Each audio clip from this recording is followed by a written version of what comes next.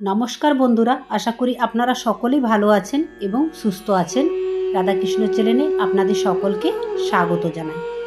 প্রেমানন্দ মহারাজজিকে একজন ভক্ত প্রশ্ন করছেন, মহারাজজি, আমি গর্ভবতী এবং আমি প্রত্যেক দিন 30 থেকে 40,000 ভগবানের নাম জপ করি।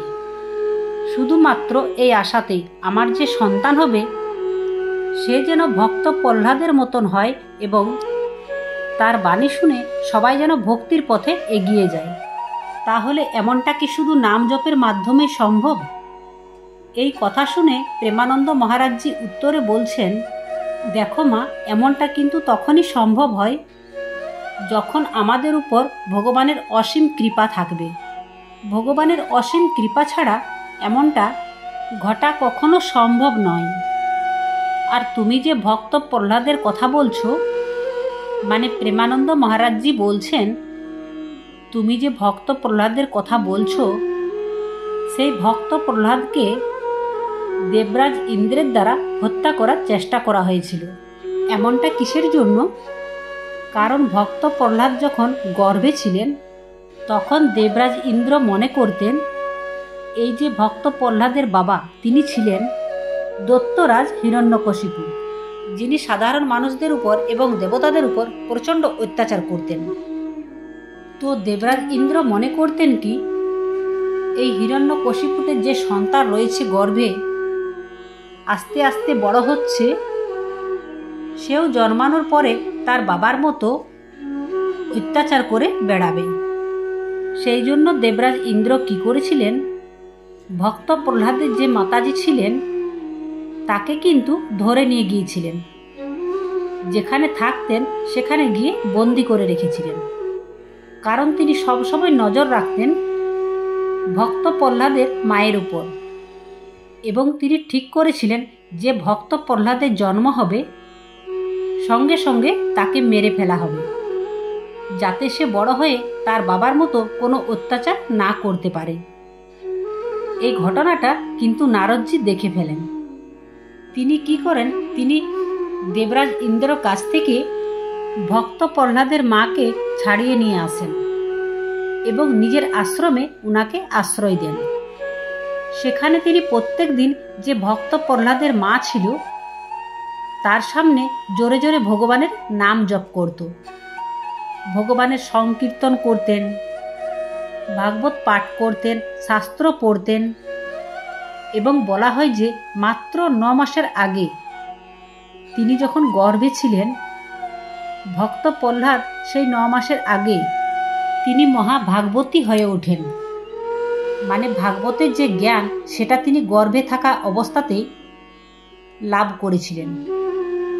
এবং তিনি জন্মের পরে কি করেছিলেন, এই যে নারদজি তাকে ভক্তরাজের উপাধি দিয়েছিলেন। এবং মাত্র 5 বছর বয়সে এই প্রহ্লাদজি কি করেছিলেন, তার যে পিতা ছিলেন হিরণ্যকশিপু, তার বিরুদ্ধে পিতৃ ঘোষণা করেছিলেন। তিনি কিন্তু একটুও ভয় পায়নি, তার পাশে কোনো বাধা হয়ে এসে দাঁড়াতে পারেননি, কারণ তার উপর যে ভগবানের অসীম কৃপা ছিল। তারপর প্রেমানন্দ মহারাজজি বলছেন, তাই আমাদের মতন সাধারণ মানুষের পক্ষে এই ভক্ত প্রহ্লাদের মতো সন্তান জন্ম দেওয়া এমনটা কিন্তু সম্ভব নয়। এমনটা সম্ভব এই কারণেই নয়, ভক্ত প্রহ্লাদ, প্রেমানন্দ মহারাজজি নিজেই বলছেন, এই কারণেই সম্ভব নয় কারণ যে ভক্ত প্রহ্লাদ তিনি সবার প্রথম কি করেছিলেন, এই যে নারদজির সঙ্গ লাভ করেছিলেন। কিন্তু আমাদের মতন সাধারণ মানুষের পক্ষে ভগবান নারদের সঙ্গ লাভ এটা করা আমাদের পক্ষে কখনোই সম্ভব নয়।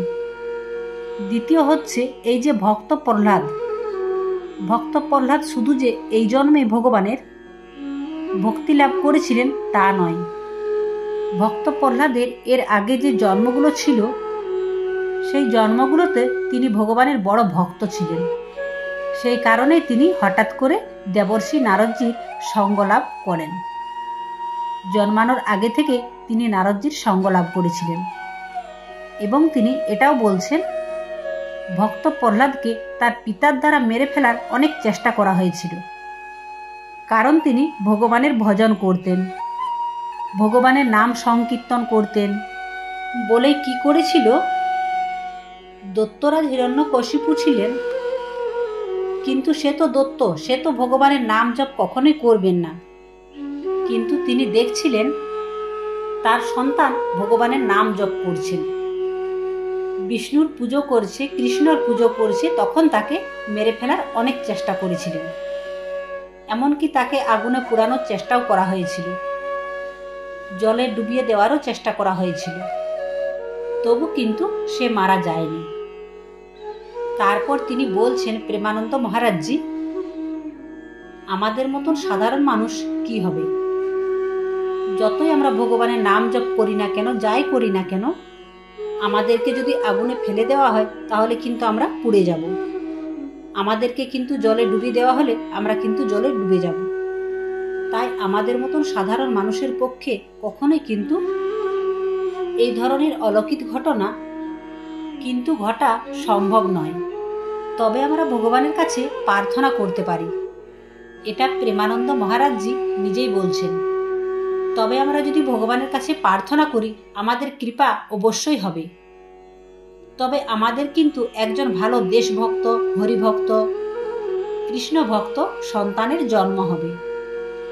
তোমরা এইটুকুই বলতে পারো, মানে প্রেমানন্দ মহারাজজি উনি বলছেন, তোমরা ভগবানের কাছে এই প্রার্থনা করতে পারো, হে ভগবান, আমার যে সন্তান হবে সে সন্তান কিন্তু ভগবানের ভক্ত যেন হয়, দেশভক্ত হয়, সে যেন হরিভক্ত হয়, সে যেন কৃষ্ণ ভক্ত হয়। এই আশা যদি তোমরা ভগবানের কাছে করো, তোমরা যদি ভগবানের কাছে এই প্রার্থনা করো, প্রত্যেক দিন যদি নাম জপ করো এবং তার সাথে যদি শাস্ত্র অধ্যায় করো, তোমরা তো প্রমাণ এখানে পাচ্ছ, যারা শাস্ত্র অধ্যায় করছে, গর্ভে বাচ্চা থাকা অবস্থায় ভগবানের নাম জপ করছে, তাদের কিন্তু অবশ্যই ভক্ত সন্তান জন্ম নেবেন।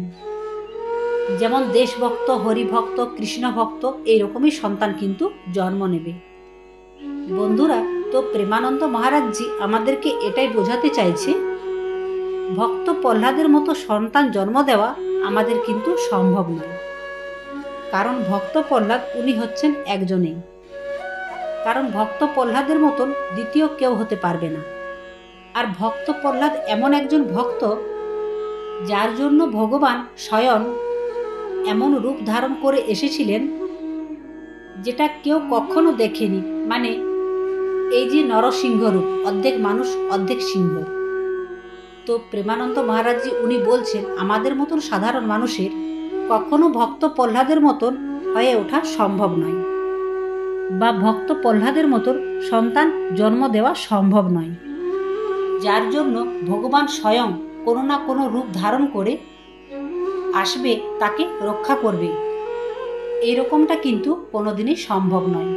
তিনি বলছেন, ভগবান ভক্তের মতো একজন সন্তান পেতে পারে, যে ভগবানের ভক্তি করবে। তার জন্য কি করতে হবে?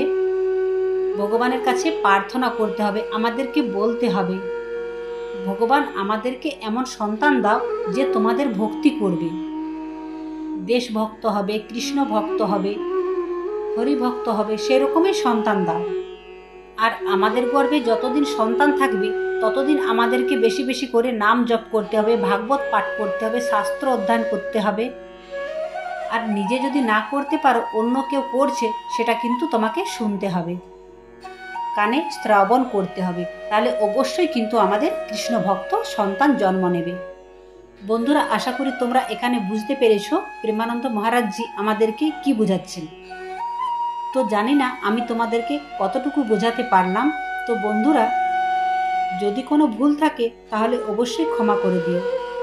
বন্ধুরা, আজকের ভিডিওটি এখানে শেষ করলাম।